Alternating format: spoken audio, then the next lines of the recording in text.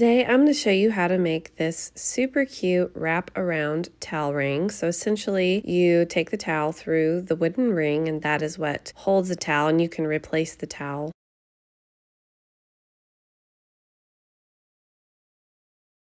And I designed it to go through handles that are similar to this. I didn't have one to show you, but essentially you take it through, wrap it around, and then button it. I designed it for cabinets that have sort of vertical drawer pulls like this one. You can use cotton or acrylic for this project. This one's cotton, but I will be showing you with an acrylic today. Today I will be using Yarn ID in the color Red Brick. It is an acrylic polyamide blend. You're also going to need a little bit of twine for the bow, which is of course optional, and a 5mm hook. You're also going to need a 70mm wooden ring, which is also 2.75 inches in the US, and a 10 or 12mm wooden bead or button. You don't want any bigger or smaller. So the first thing you're going to do if you're using the bead is thread it onto your working yarn. You're just going to slide it down as you go until you need it. To begin, you're going to make a chain of 31.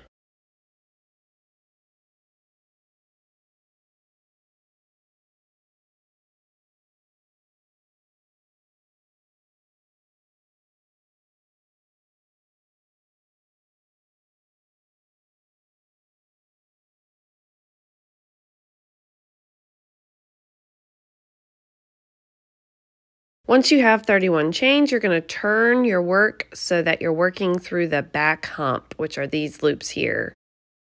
You're going to slip stitch into the 5th chain from your hook, and this is going to create a tiny little chain loop here, and we're going to use this chain loop for our buttonhole. So make sure that it's big enough for your bead. If it's not, you need to change to a bigger hook and start over. Now you're just simply going to loosely slip stitch into the next 24 stitches. And the reason I'm telling you to crochet loosely is because you will be working into the actual slip stitches in the next round. So be sure that they're loose enough. And you are going to basically just go till you have 2 stitches left.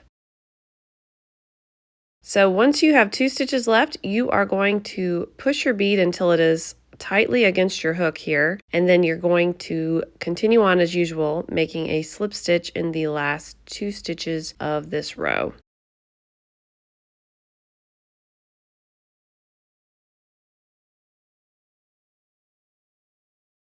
And this is what it should look like.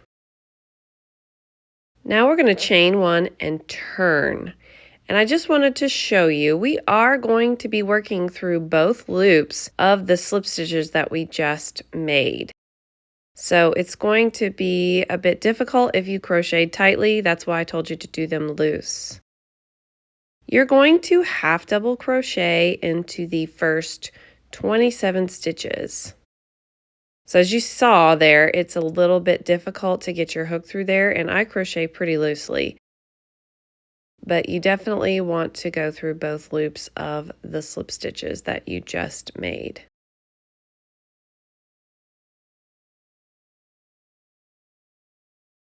I'm going to show you a few more, and then I will speed up the video. So you're just going to continue doing that all the way up till the chain loop, and I'll meet you there. When you get to the chain loop, you're going to want to work the 27th half double crochet I mentioned in that stitch right there.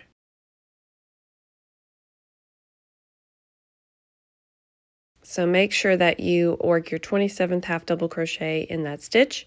And now we're going to work into the chain loop itself. We're going to make 6 half doubles in that chain loop.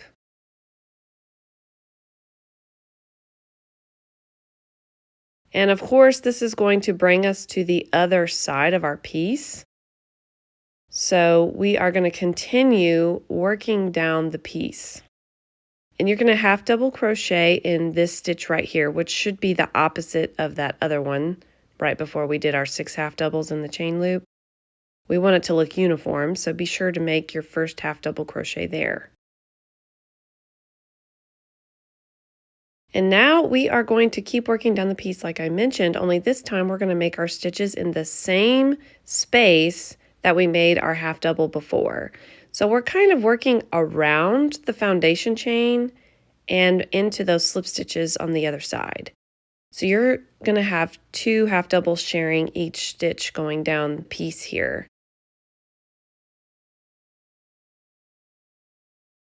If you've ever made a pair of booties, it's a similar technique to the sole of the booties.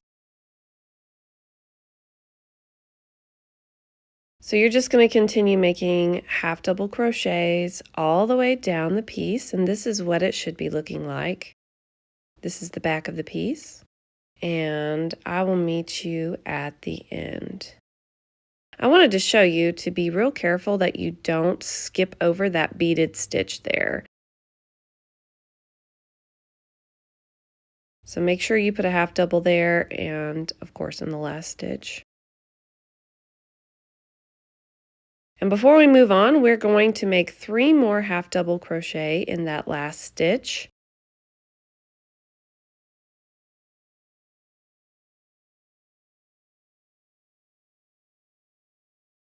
And that's going to bring us to the other side as the round.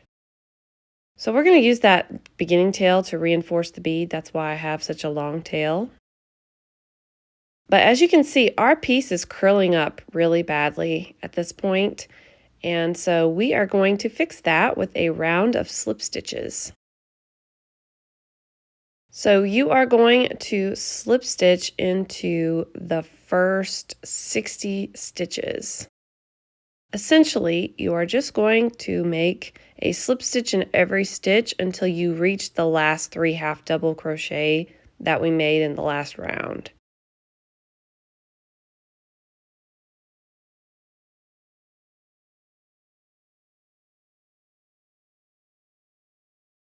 So you should leave the last 3 half double crochet unworked. So as you can see, our piece looks so much better. It's laying flat. And now we're going to add our wooden ring to those last 3 stitches that I told you not to work into. So grab your wooden ring and put it behind your work. We're going to single crochet through our piece and the ring simultaneously. And we're going to put 2 single crochet in the last 3 stitches. So as you saw there, I put my hook through my piece first, then through the wooden ring, and I'm crocheting around the wooden ring. So you're going to put 2 single crochet in each of the last 3 stitches going through the piece and the ring. So I got 2 there. Now I'm going to put 2 in the next one.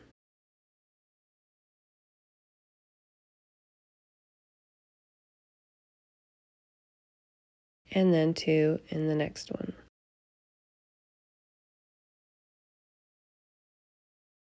Once you have 6 single crochet through your wooden ring, you are going to fasten off using the invisible join, and that's just going to make it look seamless. So what that means is you're going to cut your yarn and you're just going to pull your tail all the way through the last stitch. Then you're going to thread that tail onto a yarn needle, and we're going to take our needle through both loops of the first slip stitch we made.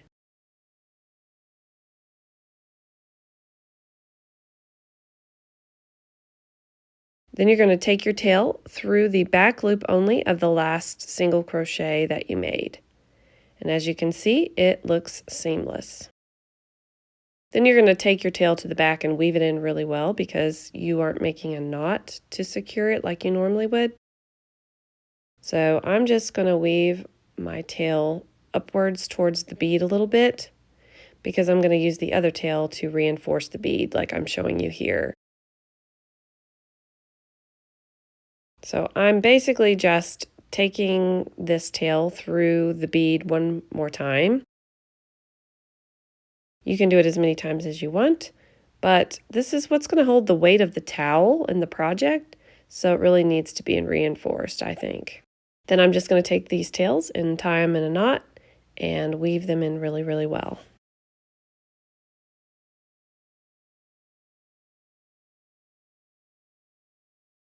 And this is how I recommend you take it through. So kind of wrap it upon itself, almost like a ribbon.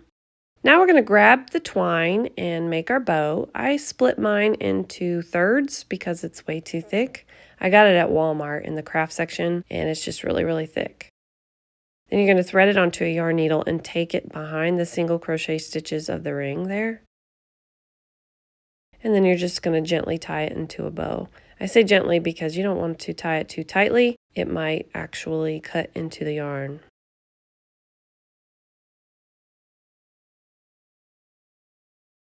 You're also welcome to hot glue this into place, but I'm not going to. Now you're just going to cut off the excess, and you are done. Look at how cute it is. I also want to mention that I have a written pattern that includes this version shown here. It's made quite a bit differently, and I think it looks really cute as well. I hope that you enjoyed this tutorial today. If you did, please give it a thumbs up, and if you haven't already, please subscribe to my YouTube channel. Thank you so much for watching.